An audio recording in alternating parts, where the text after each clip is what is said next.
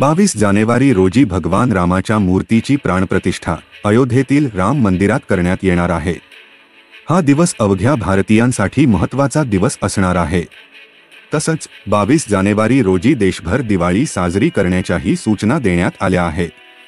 त्यानिमित्ताने महाराष्ट्रातील जनतेला राज्य सरकारने आनंदाचा शिधा देण्याचं ठरवलं आहे। 22 जानेवारी रोजी दिवाळी साजरे करण्याचे आवाहन करण्यात आल्यानंतर विरोधकांनी आनंदाचा शिधा वाटण्याचे उपहासात्मक आवाहन केले होते। तसंच राम मंदिराच्या कार्यक्रमासाठी देशभर आतिषबाजी करण्यात येणार असून शासकीय इमारतींना रोषणाई करण्याचे आदेश देण्यात आले आहेत। याचा अर्थ देशभर सर्वत्र दिवाळीचा माहोल असणार आहे।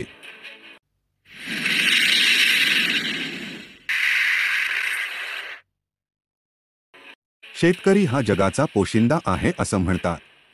घरी 18 विश्व दारिद्र्य, अवकाळी पाऊस, नापिकी, कर्ज अशा अनेक संकटांवर मात करत शेतकरी मातीतून सोनं उगवतो। त्यामुळे त्याच्या कष्टाबद्दल संपूर्ण देशाला आदर असतो।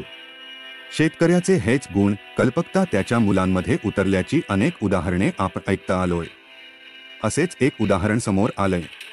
राजस्थानच्या नागौर जिल्ह्यातील जरोरा गावातील एका शेतकऱ्याच्या मुलाचे देशभरातून कौतुक होतं। यामागे कारणही तसंच आहे। रोजच्या वापरातल्या वस्तू निरुपयोगी झाल्या की आपण त्या फेकून देतो किंवा काही पैशांच्या मोबदल्यात भंगारवाल्यांना विकतो। पण जरोरातील शेतकऱ्याच्या मुलाने आपल्या कौशल्याचा वापर करून भंगार साहित्यापासून चक्क एक हेलिकॉप्टर बनवून सर्वांना चकित केले आहे।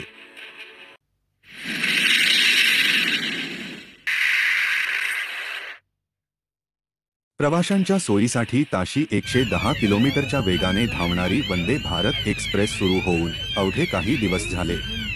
असे असताना व्यसनाच्या आहारी गेलेल्या एका महाशाने लफ आवरतान आल्याने थेट वंदे भारत एक्सप्रेसच्या शौचालयात सिगारेट ओढली। यामुळे अचानक एक्सप्रेसचा सायरन वाजला आणि प्रवाशांमध्ये एक खळबळ उडाली। मंगळवारी सायंकाळी 4:30 वाजता मुंबईहून रवाना झालेली वंदे भारत एक्सप्रेस नाशिक रेल्वे स्टेशनवर पोहोचणार तोच काही अंतरावर या बोगीमध्ये अचानक सायरन वाजू लागला। प्रवास करत असलेल्या प्रवाशांमध्ये अचानक एक खळबळ उडाली। सायरन वाजू लागल्याने नेमकं काय घडलं हे कुणालाच कळेना झालं। यामुळे काही अंतरावर वंदे भारत एक्सप्रेस थांबवावी लागली।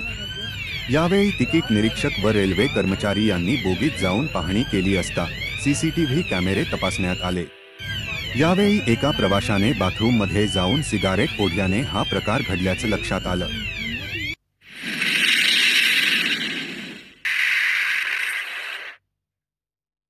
घरात झोपलेल्या एकाच कुटुंबातील 7 पैकी 5 जणांचा गुदमरून मृत्यू झाल्याची दुर्दैवी घटना घडली आहे। उत्तर प्रदेशातील अमरोहा जिल्ह्यात ही हृदयद्रावक घटना घडली आहे। रात्री घरात शेकोटी पेटवून हे कुटुंब झोपले होते असं सांगितलं जात आहे। दुसऱ्या दिवशी सकाळी या कुटुंबातील 5 जण मृतावस्थेत तर काही जण बेशुद्धावस्थेत असल्याचे उघड झाले। या घटनेची माहिती तातडीने पोलिसांना देण्यात आली। घटनास्थळी पोहोचल्यानंतर पोलिसांनी 5ही मृतदेह शवविच्छेदनासाठी पाठवले आणि बेशुद्धावस्थेत सापडलेल्या इतर सदस्यांना रुग्णालयात पाठवले। हा अपघात सईद नगली पोलीस स्टेशन हद्दीतील अल्लीपूर भूड गावात घडला।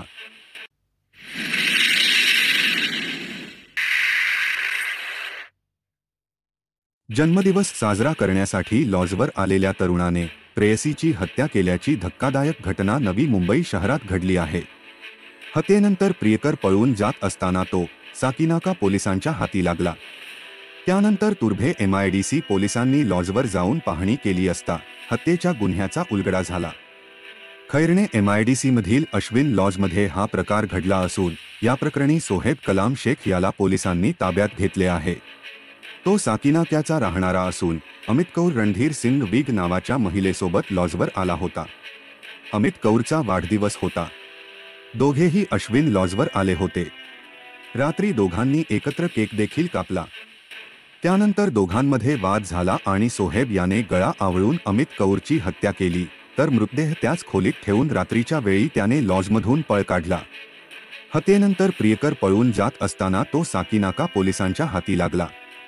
त्यानंतर तुर्भे MIDC पोलिसांनी लॉजवर जाऊन पाहणी केली असता हत्येच्या गुन्ह्याचा उलगडा झाला।